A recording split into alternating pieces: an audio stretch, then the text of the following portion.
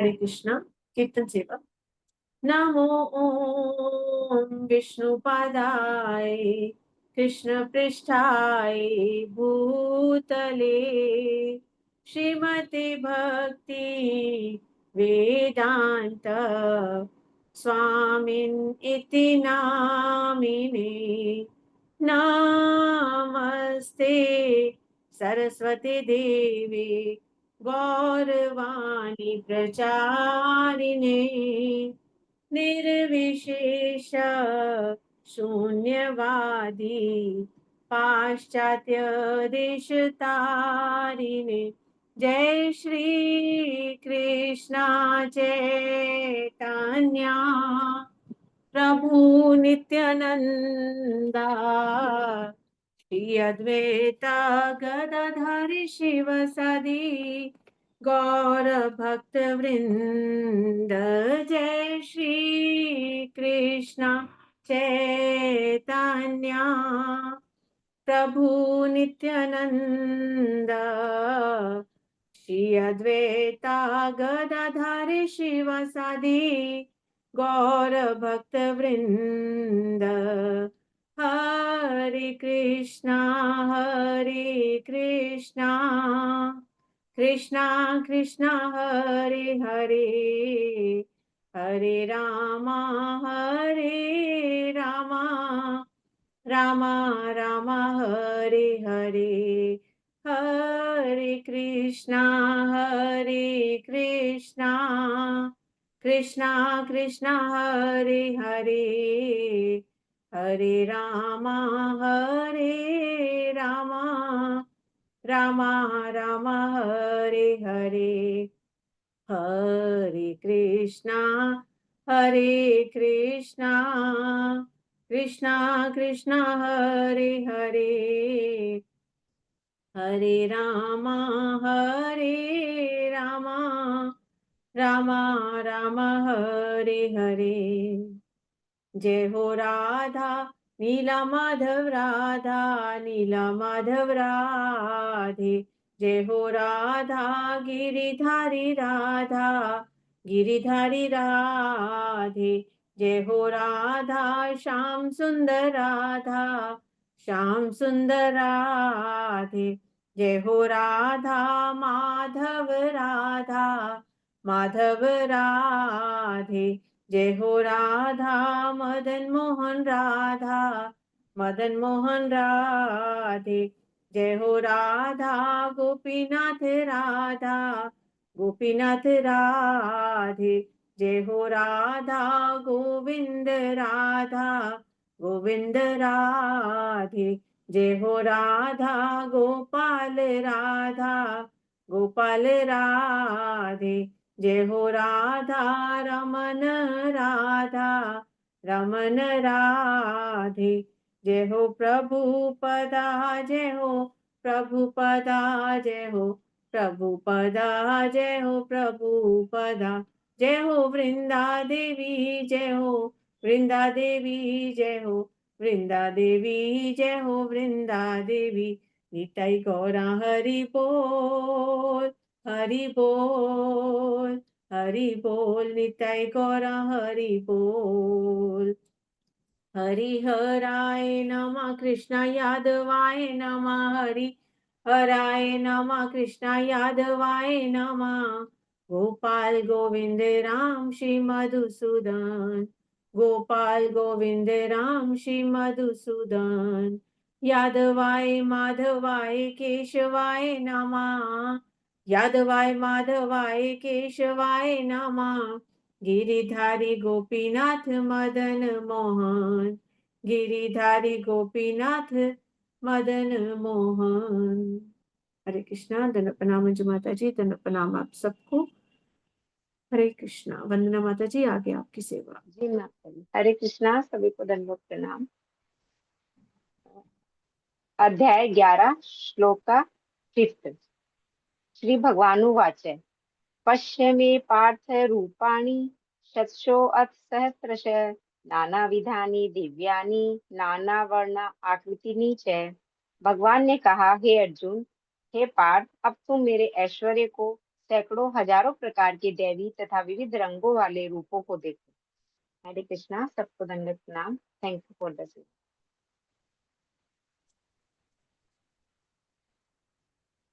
हरे कृष्णा। माता जी करूं मैं? हाँ जी। हाँ जी। ओम नमो भगवते वासुदेवाय। ओम नमो भगवते वासुदेवाय। ओम नमो भगवते वासुदेवाय। नारायणं नमस्कृत्य नरं चैव नरोत्तमं देवी सरस्वतीं व्यासं ततो जयमुदीरयेत्। नष्टप्रायेषु भद्रेषु नित्यं भागवत सेवया भगवत्युत्तम श्लोके भक्ति भरवती नैष्टिकी। कृष्णाय वासुदेवाय देवकी नंदनाय च नंद गोप कुमाराय गोविंदाय नमो नमः। हरे कृष्णा।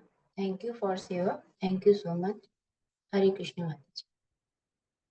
हरे कृष्णा। हरे कृष्णा। दंड प्रणाम राधा माता जी। हरे कृष्णा माता जी, दंडवत प्रणाम। हरे कृष्णा, आप सबको दंडवत प्रणाम। हम 7th चैप्टर के साथ कंटिन्यू करेंगे। एंड अभी तक हम इस चैप्टर में पढ़ रहे हैं कि जो अश्वत्थामा के पुत्र हैं, सॉरी, द्रोणाचार्य के जो पुत्र हैं अश्वत्थामा, उन्होंने ब्रह्मास्त्र चलाया था अपनी प्राणों की रक्षा करने के लिए। और उन्होंने ब्रह्मास्त्र अर्जुन और पांडवों की तरफ चलाया था। और लेकिन उनको सिर्फ ब्रह्मास्त्र चलाना आता था और उसको विड्रॉ करना नहीं आता था।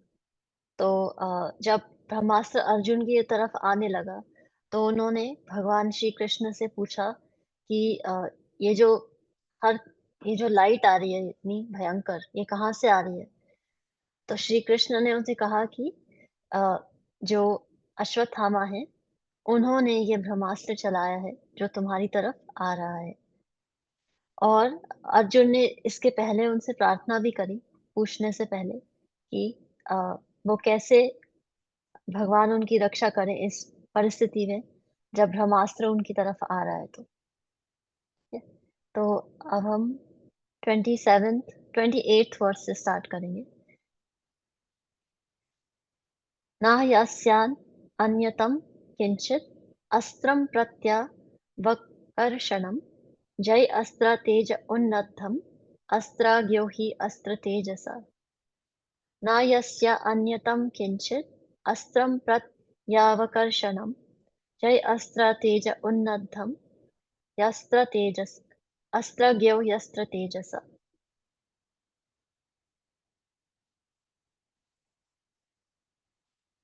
हरे कृष्णा। चंद्रा माता जी आप पढ़ोगे?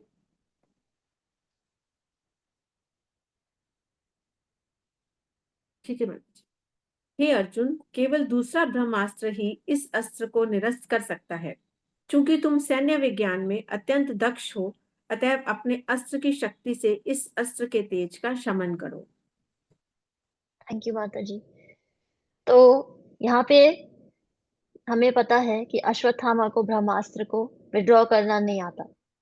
तो अब भगवान श्री कृष्ण अर्जुन से कह रहे हैं कि इस ब्रह्मास्त्र को, ये जो ब्रह्मास्त्र आ रहा है, इसके इफेक्ट को हम कैसे खत्म कर सकते हैं? दूसरा ब्रह्मास्त्र चला के। अ, अर्जुन को ब्रह्मास्त्र चलाना भी आता है और उसको विड्रॉ करना भी आता है। तो भगवान उसको इसलिए ये निर्देश दे रहे हैं कि जो आ रहा है ब्रह्मास्त्र तुम्हारी तरफ, उसको तुम एक और ब्रह्मास्त्र चला के न्यूट्रल कर दो, ताकि कोई विनाश नहीं हो किसी का। और अर्जुन को इसलिए कहा जा रहा है क्योंकि अश्वत्थामा को ये कार्य आता नहीं है, उसको पता नहीं है कि ब्रह्मास्त्र को कैसे विड्रॉ करना है। 29 श्लोक। अब सूत गोस्वामी बोलेंगे। तो अभी बीच में अर्जुन और भगवान श्री कृष्ण की बात हो रही थी। अब सूत गोस्वामी जो ऑलरेडी उनको पता है, जो मूवी देख चुके हैं वो, अब वो शौनक आदि ऋषि को बताएंगे। सूतवाचा श्रुत्वा भगवता प्रोक्तम फाल्गुना पर वीरः पृष्टा वापस्तं परिक्रम्य ब्रह्मं ब्रह्मास्त्रं संददे। सूतवाच श्रुत्वा भगवता प्रोक्तं फाल्गुनः परवीरः पृष्टा वापस परिक्रम्य ब्रह्मं ब्रह्मास्त्रं संददे। शील सूत गोस्वामी ने कहा, श्री भगवान से यह सुनकर अर्जुन ने शुद्धि के लिए जल का स्पर्श किया और भगवान श्री कृष्ण की परिक्रमा करके उस अस्त्र को निरस्त करने हेतु उसने अपना ब्रह्मास्त्र छोड़ा। थैंक यू माता जी। तो यहाँ पे हमें समझ में आ रहा है कि अर्जुन ने भगवान श्री कृष्ण के निर्देश अनुसार अपना ब्रह्मास्त्र चला दिया। 30th श्लोक संहत्य अनयो अन्यम उभयोस तेजसी शार संवृते अवृत्यारोदसी खंचा वावृदाते अर्कवन्निवत्। संहत्य अन्यो अन्युम यम उभयोस तेजसी शर संवृते आवृत्यारोदसी खंचा वावृदाते अर्कवन्निवत्। जब दोनों ब्रह्मास्त्रों की किरणें मिल गईं, तो सूर्य के गोले के समान अग्नि के एक बृहत चक्र ने समस्त बाह्य अंतरिक्ष तथा लोकों के संपूर्ण गगन मंडल को आवृत कर लिया। थैंक यू माता जी। तो यहाँ पे हमें बताया जा रहा है कि ब्रह्मास्त्र से इतनी तेज अग्नि गर्मी निकलती है कि जैसी ऐसे लगता है कि जो सूर्य के समान किरणें हैं, जब सृष्टि का विनाश होता है उस प्रकार इतना तेज और इतनी गर्मी निकल रही थी। और अ, यहाँ पे जो ब्रह्मास्त्र है उसमें ये शक्ति होती है कि वो पूरी सृष्टि का विनाश कर सकता है। तो इसीलिए यहाँ पे जो तेजस्वी शारा समृते, जो उसके तेज का डिस्क्रिप्शन दिया जा रहा है वो इसीलिए दिया जा रहा है कि जैसे तेज तब होता है जब सृष्टि का अंत होता है, उस प्रकार तेज निकल रहा था उन ब्रह्मास्त्रों से। क्योंकि ब्रह्मास्त्र में ये शक्ति है कि वो पूरी सृष्टि का विनाश कर सकता है। 31 वर्स दृष्ट्वास्त्रा तेजस्तु तयोस् त्रिलोकान् प्रदहन् महत् दह्यमाना प्रजा सर्वा संवर्तकम् अमं सता। दृष्ट्वास्त्रा तेजस्तु तयोस् त्रिलोकान् प्रदहन् महत् दह्यमाना प्रजा सर्वा संवर्तकम् अमं सता। उन अस्त्रों की सम्मिलित अग्नि से तीनों लोकों के सभी मनुष्य बुरी तरह झुलस गए। सभी मनुष्यों को प्रलय के समय लगने वाली सांवर्तक अग्नि का स्मरण हो आया। थैंक यू माता जी। तो यहाँ पे सिर्फ पृथ्वी पे कोई जो ये ब्रह्मास्त्र जो चलाए गए थे पृथ्वी पे चलाए गए थे, लेकिन क्योंकि 2 ब्रह्मास्त्र जब चले तो उनसे इतना तेज और इतनी अग्नि प्रज्वलित हुई कि जो जितने प्लैनेट ऊपर हैं धरती से और जितने नीचे हैं, ये 14 के 14 प्लैनेटरी सिस्टम जो है उन सबको उसके तेज की एक्सपीरियंस हुई। और उनको ऐसे लगा कि जैसे सृष्टि के अंत में जो अग्नि होती है उस प्रकार से अग्नि प्रज्वलित हो रही थी उन ब्रह्मास्त्रों से। तो ब्रह्मास्त्र में इतनी शक्ति है कि वो पूरी सृष्टि का विनाश कर सकता है। और ये एक अंडरस्टैंडिंग यहाँ पे ये भी दी जा रही है कि ब्रह्मास्त्र चलाया तो पृथ्वी पे गया था, लेकिन कई बार हम सोचते हैं कि सिर्फ पृथ्वी ही एक प्लैनेट है और कोई प्लैनेट नहीं है इस यूनिवर्स में, या और अगर प्लैनेट है भी तो वहाँ लोग नहीं रहते हैं। लेकिन ऐसा नहीं है। जितने भी प्लैनेट्स हैं वहाँ पे जीव हैं। और जिस समय ये ब्रह्मास्त्र चलाए गए दोनों, तो हर जीव जो इन सारे प्लैनेट्स पे थे उन सबको इसका तेज एक्सपीरियंस हुआ। 32 श्लोक रजोपद्रवम् अलक्ष्य लोकाव्यातिकरं च तं मतं च वासुदेवस्य संजहार अर्जुनो द्वयम्। प्रजोपाद्रवम् आलक्ष्य लोकव्यातिकरं च तं मतं च वासुदेवस्य संजहार अर्जुनोद्वयम्। इस प्रकार जन सामान्य में फैली हड़बड़ी एवं ग्रहों के आसन्न विनाश को देखकर अर्जुन ने भगवान श्री कृष्ण की इच्छानुसार तुरंत ही दोनों अस्त्रों का निवारण कर दिया। थैंक यू माता जी। तो यहाँ पे जब दोनों ब्रह्मास्त्र चलाए गए तो भगवान के निर्देश अनुसार जो अर्जुन के द्वारा चलाए गए ब्रह्मास्त्र थे उसकी वजह से दोनों ब्रह्मास्त्र की इफेक्ट खत्म हो गई, जैसे कि श्री कृष्ण की इच्छा थी। तो यहाँ पे पहली बात तो ये है कि जब तक भगवान की इच्छा नहीं होती तब तक सृष्टि का अंत नहीं होता, चाहे ब्रह्मास्त्र ही क्यों ना चला हो। और जो जितनी भी प्रकृति है वो भगवान के निर्देशानुसार चलती है।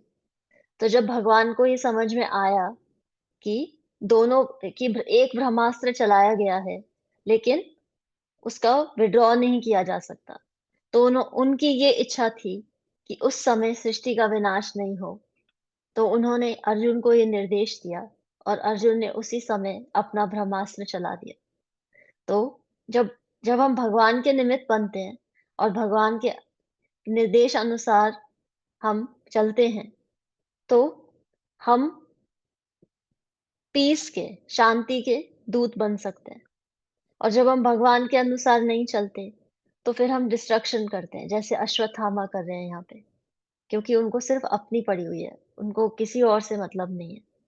तो यहाँ श्री कृष्ण अर्जुन को अपना निमित्त बनाते हुए सृष्टि की रक्षा कर रहे हैं और दोनों ब्रह्मास्त्र का इफेक्ट न्यूट्रलाइज कर रहे हैं। 33rd श्लोक। तथा आसद्य तरसा दारुणं गौतमी सुतम् बबन्दाम् अर्षतां राक्षा पशुं रशनया यथा।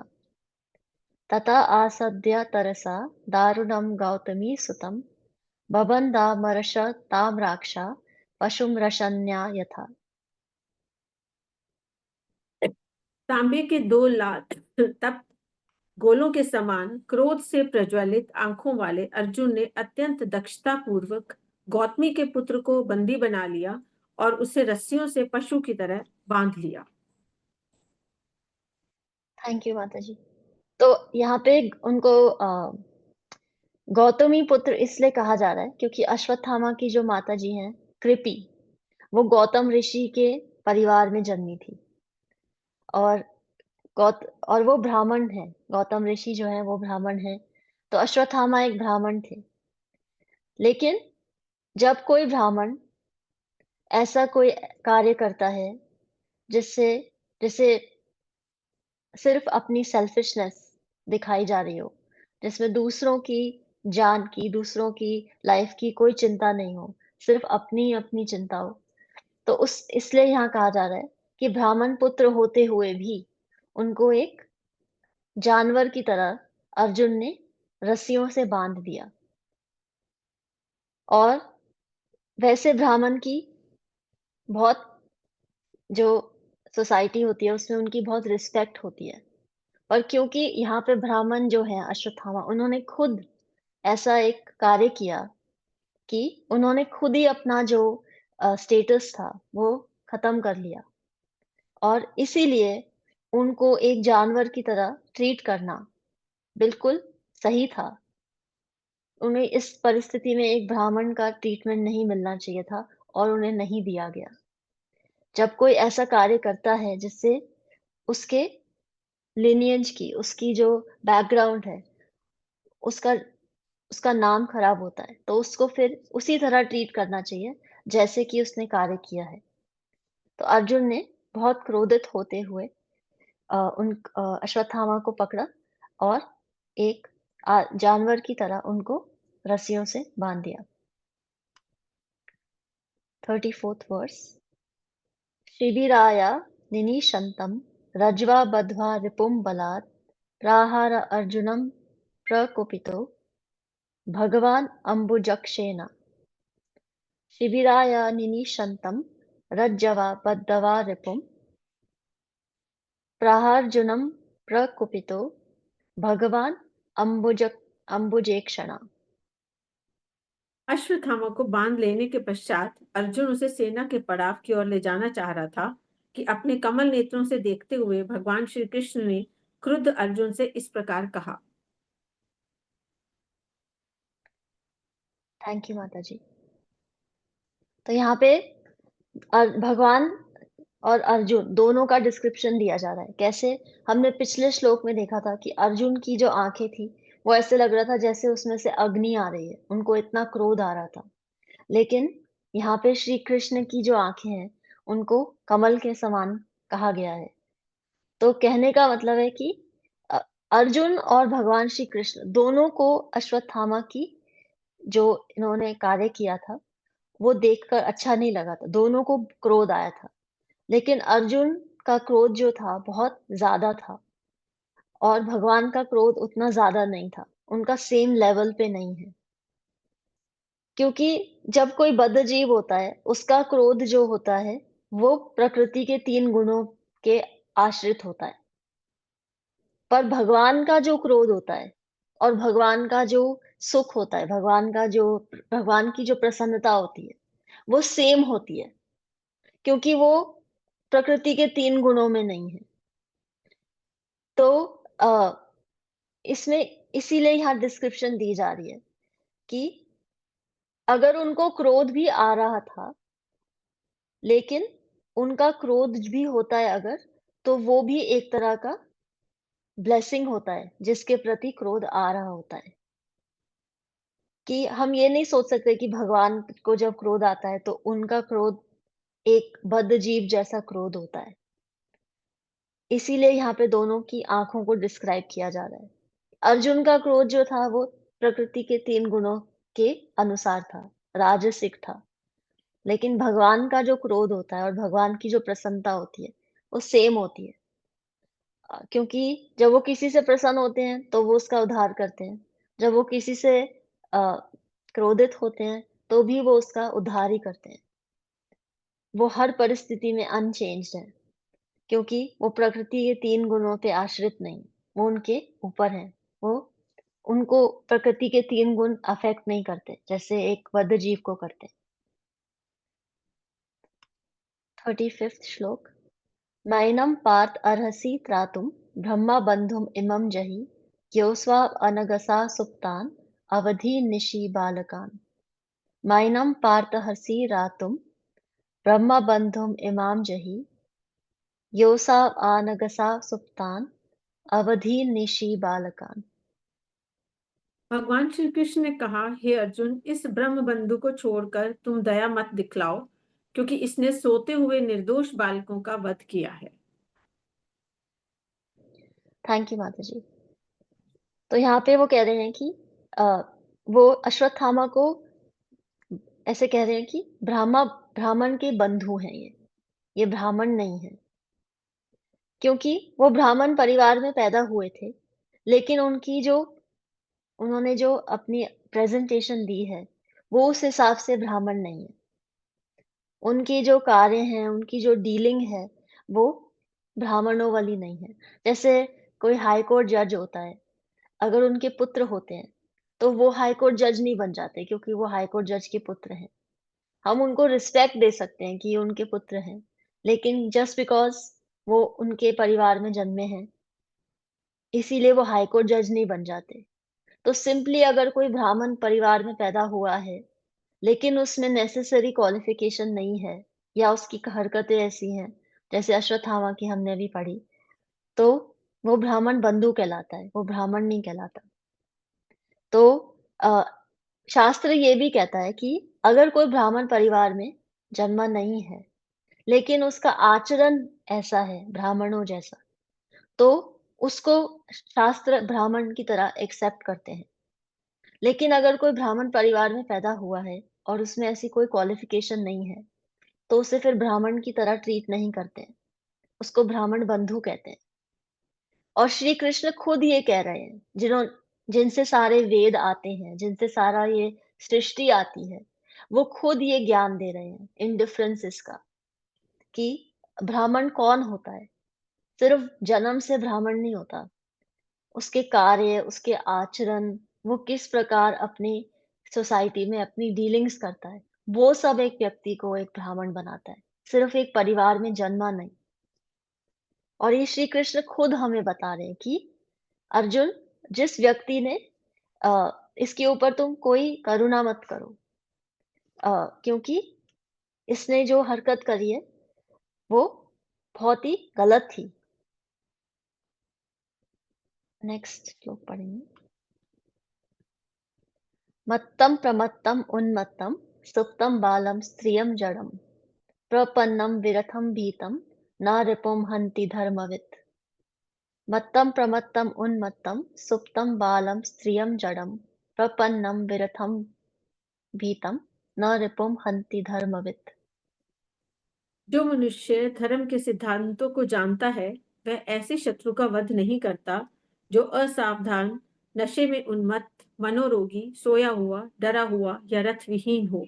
ना ही वह किसी बालक, स्त्री, मूढ़ प्राणी अथवा शरणागत जीव का वध करता है। श्री कृष्ण। थैंक यू माता जी। तो जब पहले के समय में युद्ध होते थे तो उनके कुछ रूल्स और रेगुलेशन होते थे, और सबसे ऊपर जो रूल होता था वो होता था कि युद्ध धर्म अनुसार लड़ा जाएगा। शास्त्र में जो हमें रूल्स बताए गए हैं उस अनुसार लड़ा जाएगा। इसीलिए नहीं लड़ा जाएगा कि किसी को कुछ कर लेने से खुशी मिल रही है। जैसे अश्वत्थामा ने अपनी जान बचाने के लिए ब्रह्मास्त्र चला दिया, और उसके पहले उन्होंने द्रौपदी के 5 पुत्रों को मार दिया। तो उन्होंने सिर्फ अपनी अहंकार को सैटिस्फाई करने के लिए ये काम किए। तो ये धर्म के अनुसार नहीं था, ये धर्म के विरुद्ध था। तो इसीलिए भगवान हमें यहाँ प्रिंसिपल दे रहे हैं कि जिस व्यक्ति को धर्म का ज्ञान होता है, वो वो युद्ध में भी किसी ऐसे व्यक्ति को नहीं मारता जो अ, सो रहा है या डरा हुआ है या अपने रथ पे नहीं है या अपने होश में नहीं है। और उसी प्रकार वो किसी बच्चे को, किसी औरत को और किसी ऐसे व्यक्ति को नहीं मारता जो जिसको ज्ञान ही नहीं है, और ऐसा कोई व्यक्ति जो ऑलरेडी सरेंडर कर चुका है, जो ऑलरेडी हाथ जोड़ चुका है आपके आगे। लेकिन अश्वत्थामा ने अधर्म करते हुए, धर्म के विरुद्ध जाते हुए ये कार्य किया है। इसीलिए भगवान अर्जुन को ये निर्देश दे रहे हैं कि इस व्यक्ति पे आप कोई करुणा मत करिए। इनको पनिश करना ही सही चीज है इस सिचुएशन में। 37th verse. स्वप्राणान यह परप्राणे प्रपुष्णा अत्यघृणा खला तद्वधस्तस्य हि श्रेयो यद्दोषाद् यति अधः पुमान्। स्वप्राणान यह परप्राणे प्रपुष्णात्यघृणा खला तद्वधस्तस्य हि श्रेयो यद्दोषाद् याति अधः पुमान्। ऐसा क्रूर तथा दुष्ट व्यक्ति जो दूसरों के प्राणों की बलि पर पलता है, उसका वध किया जाना उसके लिए ही हितकर है, अन्यथा अपने ही कर्मों से उसकी अधोगति होती है। कृष्ण। थैंक यू माता जी। तो यहाँ पे धर्म के प्रिंसिपल्स बताए जा रहे हैं कि ऐसा कोई व्यक्ति जो क्रूरता से अपनी पालन पोषण के लिए दूसरों के जीवन को खत्म कर देता है, ताकि उसका पालन पोषण हो सके, उसको तृप्ति मिल सके, ऐसे व्यक्ति को मार देना ही धर्म के अनुसार होता है। नहीं तो उसके कर्म ही उसको आगे जाके भोगने पड़ेंगे। तो जैसे कोई ऐसा व्यक्ति होता है कि अ, जिसको डेथ सेंटेंस मिलता है, तो एक्चुअली में शास्त्रों के अनुसार जैसे किसी ने मर्डर किया होता है और उसको डेथ सेंटेंस मिलता है कि इसको मृत्यु दंड मिला है, तो वो उसके लिए अच्छा होता है, क्योंकि उसे फिर अपने आने वाले जीवन में इस कार्य के लिए, इस मर्डर के लिए सफर नहीं करना पड़ता, क्योंकि उनको मृत्यु दंड में ही वो उस पाप को, उस अपराध को काट लेते हैं। एक्चुअली में ये स्मृति शास्त्र में कहा गया है कि जब जब कोई भी व्यक्ति किसी का शोषण करता है अपने सुख के लिए, तो वो ऑलरेडी अपनी मति को, अपनी इंटेलिजेंस को डिग्रेड कर देता है, कम कर देता है। और आजकल तो ये आम बात है। जैसे जब हम मीट ईटिंग की बात करते हैं, तो उसमें जब लॉ ऑफ कर्मा अप्लाई होती है, तो उसमें देखा जाता है कि कौन-कौन इन्वॉल्व था, किस-किस जगह कौन-कौन था इस पूरे प्रोसेस में इन्वॉल्व कौन-कौन था। जैसे जानवर को मारना है, तो किसने आज्ञा दी मारने की, किसने मारा, किसने उसको बेचा, किसने उसको पकाया और किसने उसको खाया। तो ये सब जो हैं लॉ ऑफ कर्मा के अंडर आ जाते हैं, क्योंकि हम किसी भी ऐसी जीव को मार नहीं सकते। हम एक्चुअली किसी भी जीव को नहीं मार सकते, क्योंकि हम किसी भी जीव को खुद बना नहीं सकते। तो इसीलिए यहाँ पे लॉ बताई जा रही है कि जब कोई व्यक्ति अपने सुख के लिए सिर्फ एक इंसान को मारना नहीं, किसी जीव की हत्या भी करता है, तो या तो वो उसको मार देने में भलाई होती है, नहीं तो फिर वो अपने खुद के कार्यक्रम, अपने खुद के एक्शन से वो अगले जीवन में इसको अपने कर्मों को भोगना पड़ेगा उसे। उसके पास कोई ऑप्शन नहीं है। तो यहाँ पे हमें कार्मिक लॉज़ बताई जा रही हैं और स्पेशली इस कॉन्टेक्स्ट में जो अश्वत्थामा ने अभी किया है। 38th श्लोक। प्रतिश्रुतं च भावता पाञ्चाल्ये शृण्वतो मम आहिर्षे शिरस्तस्य यस्ते मानिनी पुत्रः। प्रतिश्रुतं च भवता पाञ्चाल्ये शृण्वतो मम आहिर्षे शिरस्तस्य यस्ते मानिनी पुत्रः। इसके अतिरिक्त मैंने स्वयं तुम्हें द्रौपदी से यह प्रतिज्ञा करते सुना है कि तुम उसके पुत्रों के वधकर्ता का सिर लेकर आओगे। थैंक यू माता जी। तो यहाँ पे श्री कृष्ण की क्या इच्छा है कि अश्वत्थामा को मार दिया जाए और श्री कृष्ण उसको धर्म के एग्जाम्पल्स दे रहे हैं, शास्त्रों से एग्जाम्पल दे रहे हैं कि किस परिस्थिति में क्या डिसीजन लेना चाहिए। और वो फिर अर्जुन को क्या याद दिला रहे हैं कि तुमने खुद द्रौपदी को ये वचन दिया है कि तुम इस अश्वत्थामा का सिर काट के उसको लाके दोगे। तो श्री कृष्ण की इच्छा है कि अश्वत्थामा को मारा जाए। 39th श्लोक। तद असौ वध्यतां पाप आतताय आत्मबन्धुः भारतुश्च विप्रियं वीर कृतवान् कुलपांसना। तदसौ वध्यतां पाप अतात्य आत्मबन्धुः भर्तुश्च विप्रियं वीर कृतवान् कुलपांसना। यह आदमी तुम्हारे ही कुल के सदस्यों का हत्यारा तथा वध करता है। यही नहीं, उसने अपने स्वामी को भी असंतुष्ट किया है। वह अपने कुल की राख है। तुम तत्काल इसका वध करो। तो यहाँ श्री कृष्ण उसको अर्जुन को हर प्रकार से इनकरेज कर रहे हैं, एविडेंस दे रहे हैं कि जो ये अश्वत्थामा का पुत्र है, उसका कंपैरिजन कैसे किया जा रहा है? कुला पाम सना, जो राख होती है अ, जब कोई मर जाता है, तो ये उस प्रकार है। क्यों?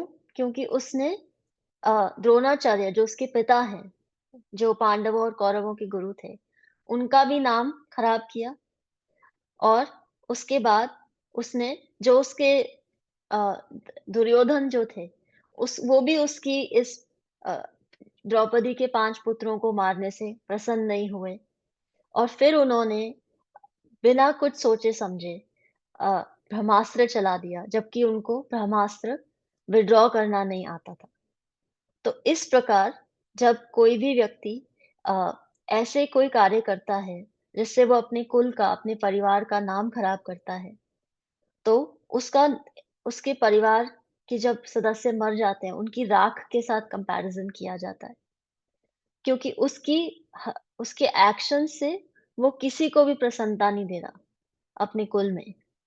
और ऐसे जो व्यक्ति होते हैं, वो परिवार की विनाश का कारण बनते हैं। तो इस प्रकार श्री कृष्ण अर्जुन को ये निर्देश दे रहे हैं कि आप तुरंत इसको मार दो। तो हम यहाँ पे स्टॉप करेंगे। Thank you. हरे कृष्णा। आप सबको दंडवत प्रणाम। श्रीमद् भागवतम की जय, श्रील प्रभुपाद की जय। आपके कोई क्वेश्चंस हैं तो प्लीज बताइए।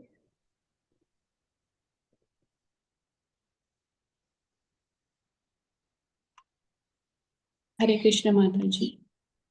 हरे कृष्णा।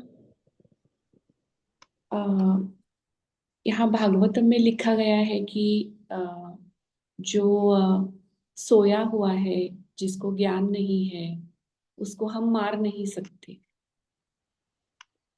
और हमारी अब जब परिस्थिति में हम देखेंगे कि ये एक प्रकार का इधर भी हमारे रेगुलर लाइफ में भी युद्ध ही चल रहा है। तो आगे के लोग भी ऐसे ही सोए हुए, बिना ज्ञानी ऐसे ही है, मतलब उन्होंने शास्त्र पढ़ा नहीं है। तो हम भी ऐसे बिना सोचे बिना समझे कुछ ऐसा बोल नहीं सकते उनको कि तुम ऐसे हो, क्योंकि ये थोड़ा सा मुझको रेगुलर हमारी लाइफ में भी रिलेट होता हुआ दिखता है कि मैं सोच रही हूँ सही है क्या। माता जी आप प्लीज अपने क्वेश्चन को थोड़ा सा इलाबोरेट करेंगे।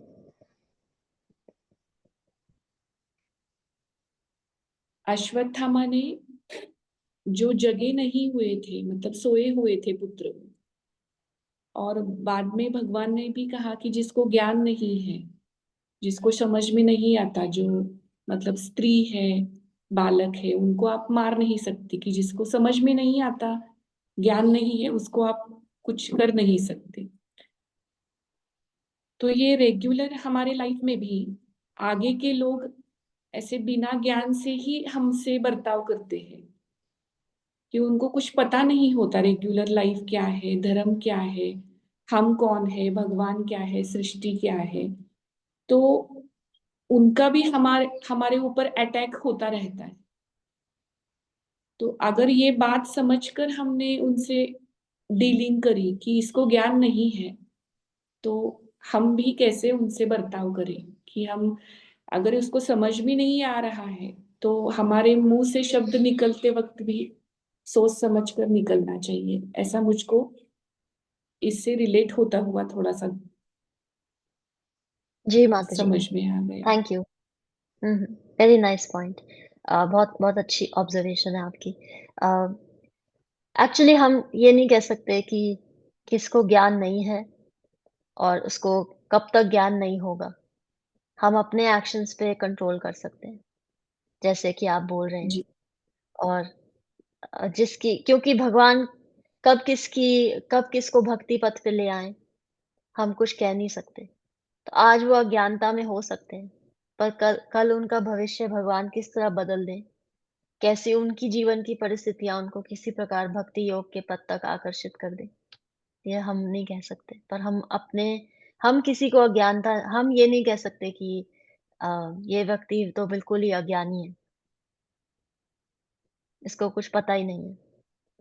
हम ऑफ कोर्स हमें ये समझना चाहिए कि हम सबसे फ्रेंडली हैं, क्योंकि एक जो भक्त होता है वो सबसे फ्रेंडली होता है।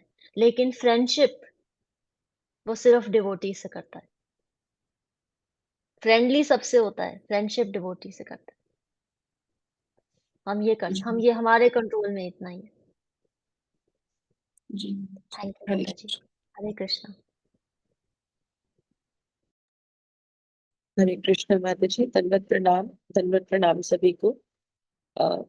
रिकैप के तौर पर चंद पॉइंट्स। इन 10 श्लोकों में माता जी ने यही बताया कि भगवान की इच्छा थी कि अश्वत्थामा का वध किया जाए, लेकिन फिर भी उन्होंने सारे रीजंस दिए अर्जुन को कि आपको ये क्यों करना है। और वो बता रहे हैं कि जो व्यक्ति धर्म परायण नहीं है, जो सिर्फ अपने अहंकार वश जिसने ब्रह्मास्त्र को छोड़ा है, उसका वध किया जाना ही जरूरी है। और अंतिम 2 श्लोकों में भगवान ने याद भी दिलाया कि उन्होंने द्रौपदी को क्या वचन दिया था अर्जुन ने, और उसके अतिरिक्त वो अपने कुल का नाश भी कर रहे हैं अपने कार्यों से, तो इसलिए उनका विनाश होना ही ठीक है। और इससे पहले जैसे कि माता जी ने बताया कि भगवान के क्रोध में भी ब्लेसिंग है, प्रेम है, वो आपका भला चाहते हैं। और वो प्रकृति उनके अधीन है, और जो भी प्रकृति में हो रहा है वह भगवान की इच्छा से ही होता है। इसलिए जब भगवान स्वयं अर्जुन को ये कह ही रहे हैं कि ये सब मेरे अधीन है, तब भी वो इतने सारे रीजंस दे रहे हैं कि हमें अहंकारवश होकर कोई भी डिसीजन नहीं लेना। ब्रह्मास्त्र भी अगर चलाना है, किस तरह से प्रकृति को प्रोटेक्ट करना है, किस तरह से अगर हमें अश्वत्थामा का वध करना है, तो उसके पीछे का क्यों समझा रहे हैं। तो इसी प्रकार हमें भी किसी भी सिचुएशन में, चाहे कितना ही क्रोध क्यों ना है, हमें भगवान के आगे पूर्णतया सरेंडर कर देना है और रिएक्ट करने की जगह रिस्पॉन्ड करना है। हरे कृष्णा माता जी, thank you so much. Hare Krishna माता जी, very well spoken, thank you, धन्यवाद, प्रणाम।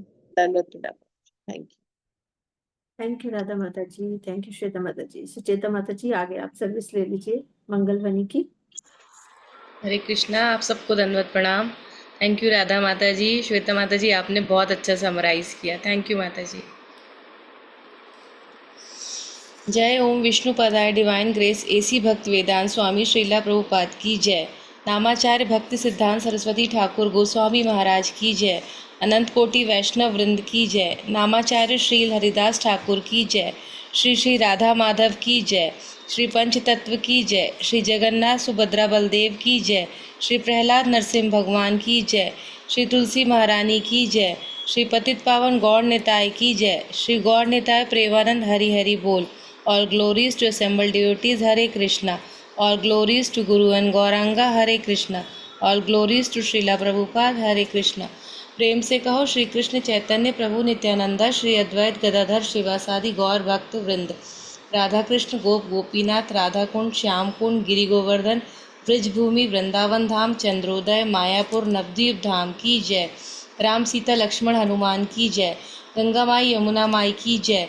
ट्रांसेंडेंटल बुक डिस्ट्रीब्यूशन की जय। महाप्रसादम की जय। हरिनाम संकीर्तन की जय। If I have offended anyone with my words and actions, please forgive me as you forgive your own child. वांछा कल्पतरुभ्यश्च कृपा सिन्धुभ्य एव च पतितानां पावनेभ्यः वैष्णवो नमो नमः। हरे कृष्णा माता जी, सबको दंडवत प्रणाम। हरे कृष्णा।